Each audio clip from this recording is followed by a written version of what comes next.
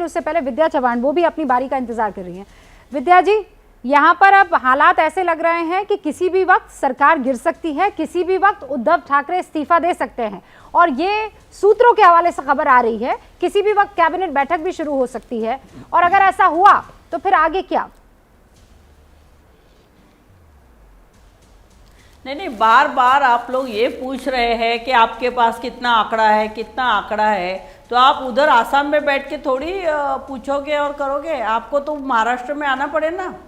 महाराष्ट्र के लोगों ने आपको चुन के दिया है, विधायक बनाया है, वो भी शिवसेना के टिकट पे आप चुन के आए हैं। और आप जब विधान भवन में, आप भले राष्ट्रपति भवन में बैठिए, भले राज्यपाल के भवन में बैठिए, भले सुप्रीम कोर्ट में जाइए, लेकिन आपको फ्लोर पे ये आप कितने लोग हैं, कितनी संख्या है, जो अभी आपके जो बोल रहे थे इस आपकी चर्चा में कि भाई आप कैलकुलेटर लीजिए, आप संख्या काउंट कीजिए, ये संख्या काउंट करने का तो विधानसभा में होगा ना, महाराष्ट्र की विधानसभा में ये काम होगा।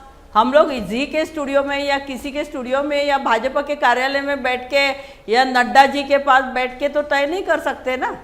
हम लोगों को यही महाराष्ट्र के विधान भवन में ही फ्लोर पे चर्चा करनी पड़ेगी। ये जो है ये आपको समझना पड़ेगा पहले। और आप जो बार बार बोल रहे हैं कि ये भाषा कौन सी यूज कर रहे हैं, मैं ये विधायकों को बताना चाहती हूँ आपके माध्यम से कि ये भाजपा के लोगों को भी मालूम है, शिवसेना के लोगों को भी मालूम है, ये सामना की भाषा है, ये बाला साहब ठाकरे की सामना की भाषा है। हर कोई एमएलए ये पढ़ता आया है जिंदगी भर। और ये संजय राउत को आप दोष दे रहे हैं, हमको कोई डिफेंड करने का नहीं उनको। मैं इतना ही बताना चाहती हूँ कि ये शिवसेना की भाषा है, बाला साहब ठाकरे की भाषा है। और यहाँ पर महाराष्ट्र की पुलिस है, आपको सीआरपीएफ को क्यों लाना पड़ता है बीच में? केंद्र क्यों सुरक्षा दे रही है? विद्या जी, क्या महाराष्ट्र राज्य के लिए पुलिस नहीं है? ये सब गलत चल रहा है, ये सब गलत चल रहा है। ठीक है, बस मैं दो चार चीजों पर बताना चाहती हूँ, मैं दो चार चीजों पर मैं भी आपको बताना चाहती हूँ कि एक तो आप एबीपी न्यूज के स्टूडियो में इस वक्त मौजूद हैं, दूसरा ये कि अगर सीआरपीएफ या कहीं और की पुलिस लाई जाती है तो वो इसलिए लाई जाती है क्योंकि वो महाराष्ट्र में इस वक्त मौजूद नहीं है, वो किसी और जगह पर मौजूद है।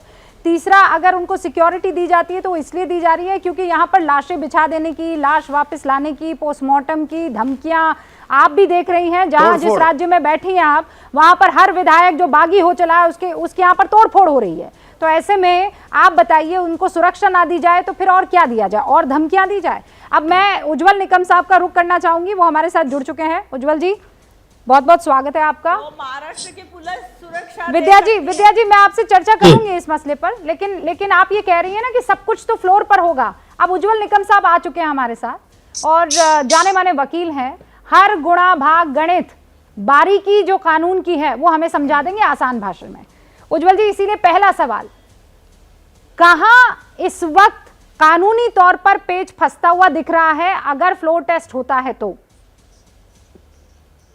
मैं रुबिका जी कोई सियासी बात नहीं कहूंगा, एब्सोल्युटली सर, लेकिन एक अहम सवाल ये है कि आज वक्त इस स्थिति में गवर्नर के पास किसी ने भी शिकायत की नहीं है कि महाराष्ट्र गवर्नमेंट माइनॉरिटी में है या मेजॉरिटी में है, तो फ्लोर टेस्ट का अभी सवाल ये पैदा नहीं होता है।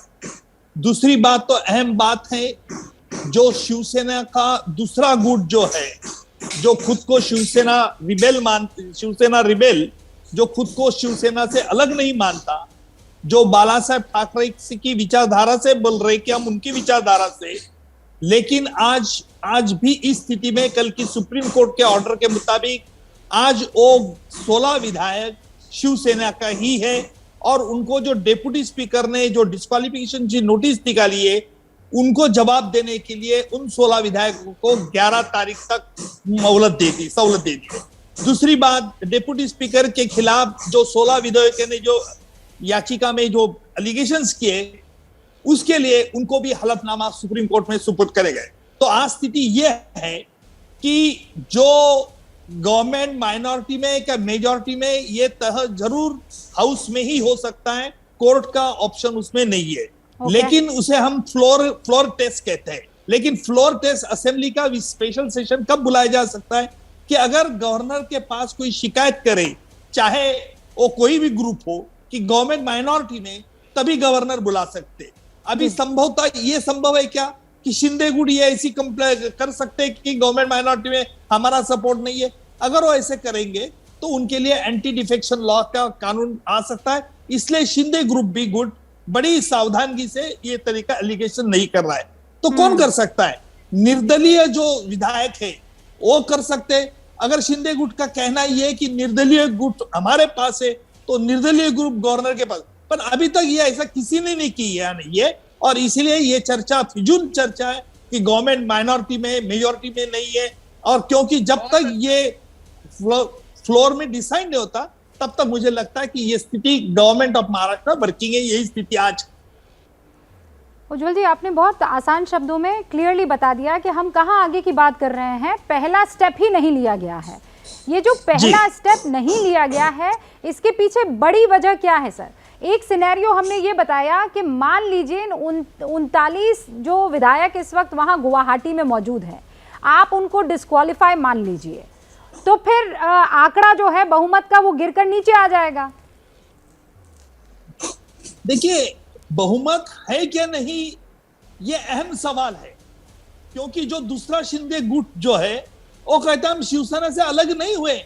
उनका एक ही ग्रीवेंस है कि शिवसेना ने एनसीपी और कांग्रेस को, जो कोलिशन गवर्नमेंट, उनके साथ छोड़नी चाहिए, उनका कहना है। हाँ। और इसलिए मुझे लगता है कि शिंदे गुट बड़ी सावधानी से अपने कदम उठा रहे। वो ये कभी नहीं कह रहे हैं, और डिस्क्वालिफिकेशन, एंटी डिफेक्शन लॉ के इसमें नहीं फंसने के लिए वो इस प्रकार की चाल चल रहे हैं कि चाहे उस कानून का प्रावधान से उसे कोई डिस्क्वालीफाई नहीं कर सकेंगे, और इसलिए उनकी चाल है। और इसलिए वो गवर्नर, अगर शिंदे गुट का यह कहना है कि महाराष्ट्र सरकार अभी माइनॉरिटी में, हम मेजॉरिटी में, तो गवर्नर के पास क्यों नहीं जाते, ये अहम सवाल है। गवर्नर साहब के पास इसलिए नहीं जाते क्योंकि उनको भी एक डर है। हाँ, लेकिन निर्दलीय विधायक कर सकते हैं। ठीक है उज्जवल जी, एक और सवाल, मान लीजिए ये जो गुट है शिंदे गुट, अगर ये किसी और पार्टी में शामिल हो जाता है, क्योंकि 2/3 मेजॉरिटी उस पार्टी की अभी उनके पास मौजूद है, तब भी ये डिस्क्वालिफिकेशन वाला जो डर है, खतरा है, वो उनके ऊपर मंडराएगा अगर ये कोई पार्टी ज्वाइन कर लेते हैं? जहां तक शिंदे गुट के अभी तक जो स्टेटमेंट्स आए, उस आधार पे मैं ये कहूंगा कि मुझे नहीं लगता कि वो किस पार्टी में मर्ज होंगे। वो उनका इंडिपेंडेंट स्टेटस रखना चाहते हैं, वो शिवसेना से अलग नहीं होना चाहते। वो उनका क्लेम है हम ही शिवसेना वाले हैं, हम ही सच्चे शिवसेना वाले, उनका ये कहना है। वो उद्धव जी को मानते हैं कि हमारे ये लीडर है, हम उनका सुनते हैं। ये इस तरह की जो उनकी स्ट्रैटेजी है, तो शिवसेना से अलग नहीं देखना चाहते। मैं रूबिका जी एक सवाल पूछ सकता हूं क्या उज्जवल जी? मैं पहले उज्जवल जी से एक बार पूछ लूं, क्योंकि वादा ये था कि उज्जवल जी 1-on-1 बात करेंगे। उज्जवल जी, बस एक सवाल आपके लिए प्रोफेसर साहब पूछना चाह रहे हैं, मेरे ख्याल से इसी निटी-ग्रिटी को लेकर। जी उज्जवल जी, हम सब आप लोग, आपके प्रति जो हमारी श्रद्धा और सम्मान है वो सब जानते हैं, इसमें कोई दो राय नहीं। मैं सिर्फ एक बात जानना चाहता हूँ कि क्या डिप्टी स्पीकर या स्पीकर की भूमिका विधायकों को डिस्क्वालीफाई करने की तो तब आती है ना जब विधानसभा के अंदर कोई बात हो, और अगर पार्टी का विधायक, पार्टी का नेता अगर विधायकों को डिस्क्वालीफाई करने की बात करता है, तो क्या उसने अनुशासनहीनता के लिए कोई उनको नोटिस दिया? क्या कोई अनुशासन समिति ने कोई निर्णय लिया? विधानसभा के बाहर अगर कर रहे हैं तो पार्टी अपने में से निकाले। विधानसभा में विधानसभा स्पीकर कैसे निकाल सकते हैं? बहुत बड़ी खबर आ रही है उज्जवल जी, बस 10 सेकंड में अगर आप बात कर दे, इस सवाल का जवाब दे दें 10 सेकंड। जी, डिप्टी स्पीकर ने ये बात कही है कि मैंने व्हिप जो निकाला गया शिवसेना की तरफ से, उस व्हिप का आदेश का तुमने उल्लंघन किया, वो माना नहीं है, और इसलिए आपको डिस्क्वालीफाई क्यों करनी, इसलिए शो कॉज नोटिस निकाला है। डिस्क्वालीफाई नहीं किया, शो कॉज नोटिस निकाला। शो कॉज नोटिस है। बहुत बहुत शुक्रिया आप सभी का हमारे साथ जुड़े रहने के लिए।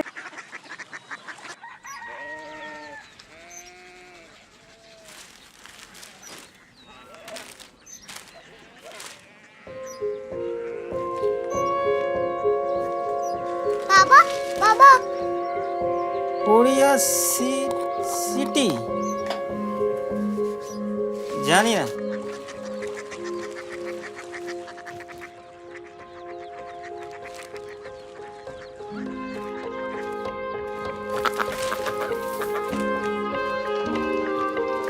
Korea city? हाँ।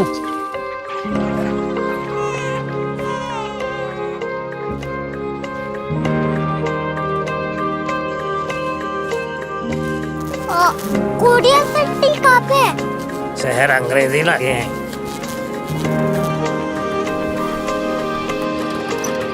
Korea city.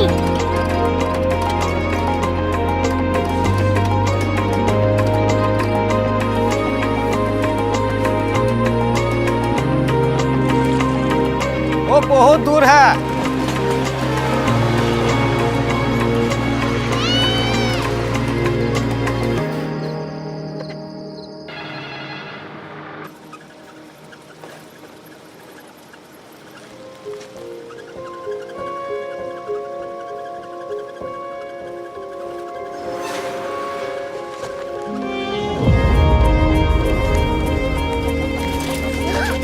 Korea city.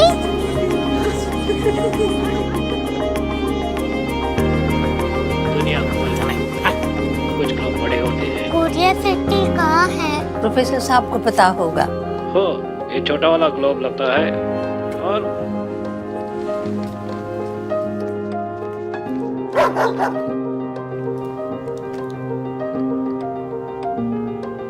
पता नहीं, मेरी बेटी से जाके मिल लो, शायद उसे मालूम हो।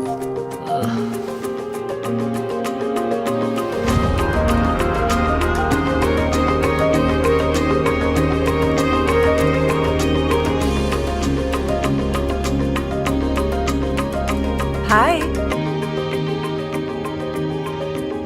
बाबा ने भेजा है। Come here. Korea city. Korea city नहीं, क्यूरियोसिटी। वो क्या? That's what brought you here. जो तुम्हें यहाँ तक ले आया। क्यूरियोसिटी।